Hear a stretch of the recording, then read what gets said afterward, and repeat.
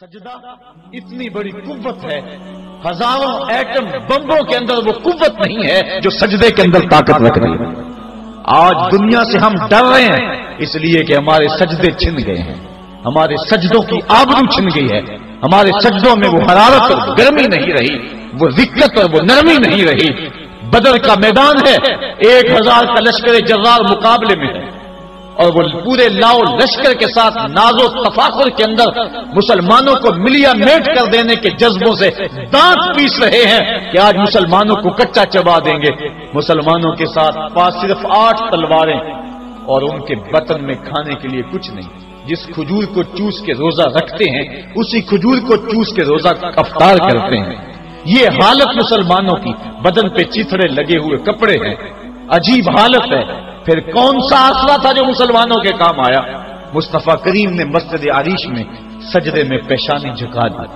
حضرت ابو بکر صدیق رضی اللہ تعالیٰ عنہ فرماتے ہیں میں حضور کے ساتھ تھا، ساری رات مصطفیٰ روتے رہے، آنکھوں میں آنسو ہیں، حضور کی چادر سر انور سے سرک کے حضور کے کندھوں پہ آ جاتی، پھر کندھوں سے پشت پہ آ جاتی۔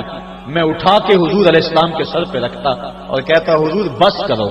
حضور بار بار روتے اور اللہ کی بارگاہ میں سجدے میں سر ڈال کر التجائیں کرتے۔ لفظ کیا تھے محبوب کی زبان پہ، آج تک ایسی ناز والی دعا کسی نے نہیں کی ہے جیسی دعا مصطفیٰ جان رحمت نے کی۔ مصطفیٰ کریم سجدے میں سر رکھا ہے اور کیا کہا؟ اللہم ان تہلک ہذہ العصابہ لم تعبد فی الارض ابدا۔ میرے مالک میں نہیں کہتا کہ ان لوگوں کو بچا لے، دیکھ میری زندگی کی کمائی یہی 313 ہے جو میں تیری چوکھٹ پہ لے کے حاضر ہو گیا ہوں۔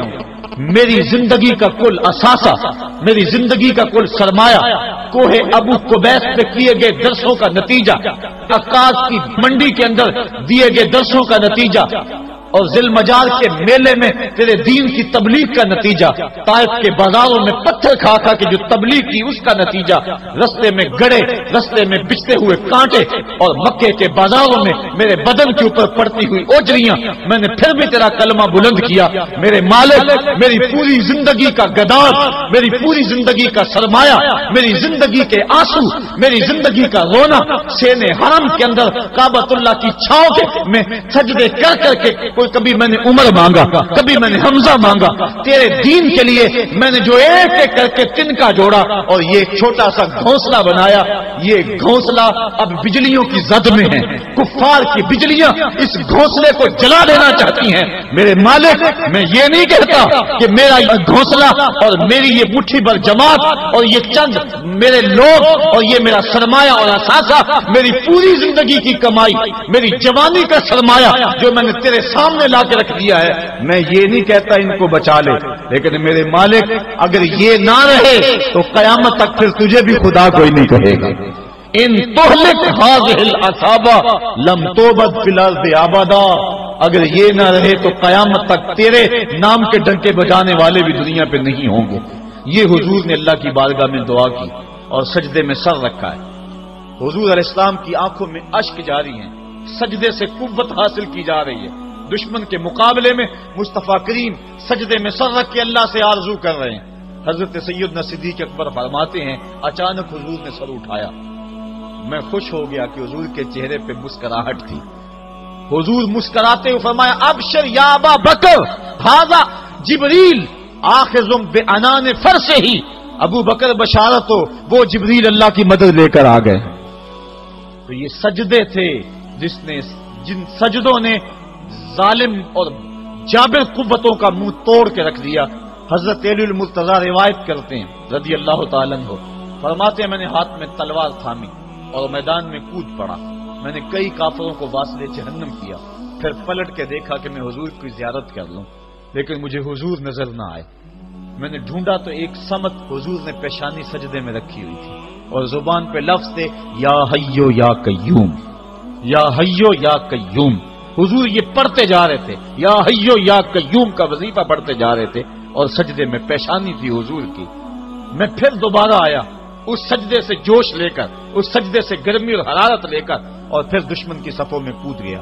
میں نے ایک کافر کو واصل جہنم کیا، پھر زیارت کے لیے واپس آیا، دیکھا تو پھر سجدے میں حضور نے سر رکھا ہوا ہے اور یہی کہہ رہے ہیں یا حیو یا قیوم، یا حیو یا قیوم، یا حیو یا قیوم برحمتک استغیث، یہ جملے حضور کی زبان پہ ہیں اور سجدے میں حضور کی پیشانی۔